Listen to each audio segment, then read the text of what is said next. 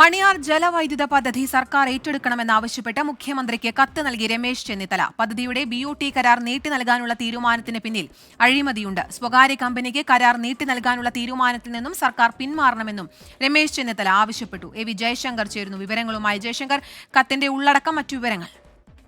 കീർത്തന, ഈ മണിയാർ ജലവൈദ്യുതി പദ്ധതിയുമായി ബന്ധപ്പെട്ട പ്രതിപക്ഷം നിലപാട് കടുപ്പിക്കുകയാണ്. ഈ പദ്ധതി സർക്കാർ സ്വകാര്യ കമ്പനിക്ക് കരാർ നീട്ടി നൽകാൻ ആരംഭിച്ച തീരുമാനമെടുത്ത ഘട്ടം മുതൽ പ്രതിപക്ഷം വലിയ വിയോജിപ്പ് ഉയർത്തുന്നുണ്ട്. ഈ ഒരു സാഹചര്യത്തിലാണ് മുൻ പ്രതിപക്ഷ നേതാവ് രമേശ് ചെന്നിത്തല മുഖ്യമന്ത്രിക്ക് കത്തയച്ചിരിക്കുന്നത്. ഈ കരാർ സ്വകാര്യ കമ്പനിക്ക് നൽകുന്നതുമായി ബന്ധപ്പെട്ട നടപടികൾ അവസാനിപ്പിക്കണമെന്നാണ് അദ്ദേഹം പറയുന്നത്. പദ്ധതിയുടെ BOT കരാർ നീട്ടി നൽകുന്നതുമായി ബന്ധപ്പെട്ട് ഈ തീരുമാനത്തിന് പിന്നിൽ വലിയ തോതിലുള്ള അഴിമതി, ഉദ്യോഗസ്ഥതല അഴിമതി അടക്കം ഉണ്ടെന്ന് മുൻ പ്രതിപക്ഷ നേതാവ് അയച്ച കത്തിൽ ചൂണ്ടിക്കാണിക്കുന്നുണ്ട്. അതുകൊണ്ട് തന്നെ സർക്കാർ സ്വകാര്യ കമ്പനിക്ക് ഈ കരാർ നീട്ടി നൽകുന്നത് അവസാനിപ്പിക്കണം. ഇത്തരത്തിൽ കരാർ നീട്ടി നൽകുമ്പോൾ അത് ജനങ്ങളോടുള്ള വെല്ലുവിളിയായിരിക്കും.